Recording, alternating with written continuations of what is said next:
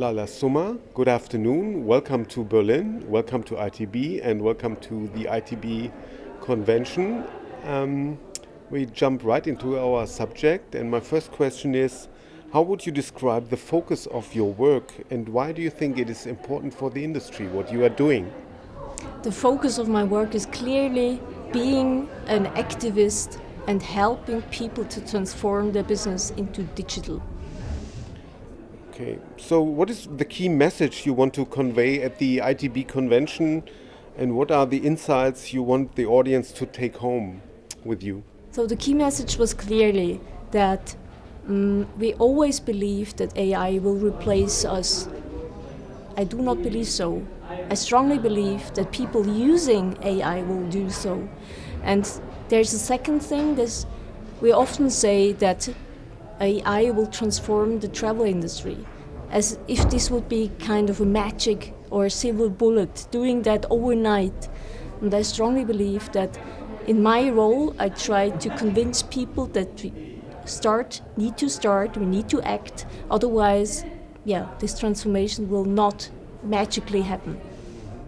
I mean, when we compare to last year at 2023 at ITB, AI was the buzzword. Everybody was talking about it without knowing very much of it. I mean, now we are one year later, so many companies have experiences already.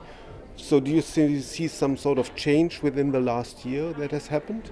I see that a lot of people still are talking about it, but according to a study from Bitkom, which was released 3 weeks ago, we see that only 3% of people, of companies, are already using, and only 6%, they think about using it, and there is a shocking number of 45% of people who believe that it's not needed for them in the next 5 years.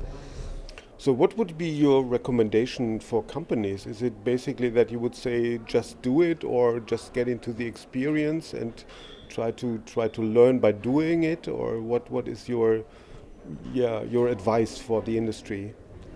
Stop taking some kind of excuse to not taking actions, like we are not able to use it due to data privacy, or such things like I'm not a tech guy, I'm not a coder, because it's not about technology. ChatGPT and Copilot or whatever other chatbot is about communication. So if you're able to communicate to human beings, to people, you are also able to use ChatGPT. So you still see a lot of excuses within the industries, and excuses are common, and you see that especially in the tourism industry, or you see that everywhere? I see that everywhere, and I guess the reason is kind of obvious.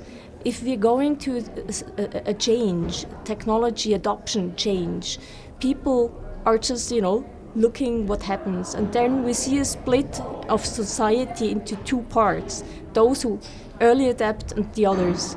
And I guess those who do not immediately adapt, they don't see the why behind. Why should they do that? What's the benefit? What's in for me? And the bad thing is, if you don't try it out, you won't see the benefit for your work. You won't see that it augments your productivity. So it simply needs to start. And ChatGPT or prompt writing is the first thing you can do. You can go out now and try it out. There's no excuse to not do so. So, and there's no limitations in experimenting with it. You can just start it with it. We need to experiment. We need to try it out. We need to iterate on the prompts and to make it even better, so that we see the value which can be provided by using it. So, looking at the travel industry and looking at tourism, the motto of this year's ITB convention is pioneer the transition in travel and tourism together.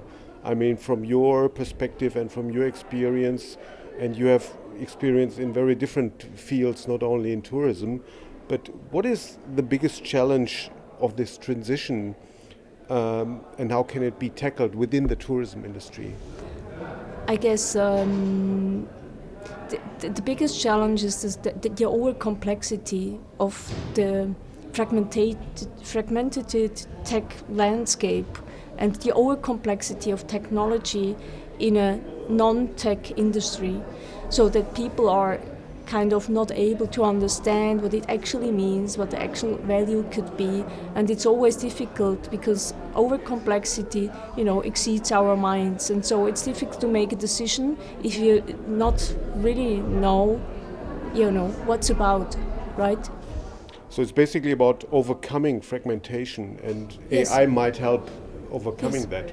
Yes, if you try to bring that down to simple pieces which are digestible for everyone, and put it then to a decision making, to a decision making table, board, whatever, yes, then it's easier to take action, I guess. It's just too complex today. We need to simplify it.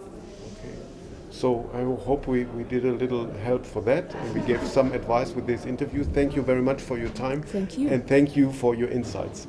Thanks. Thank you.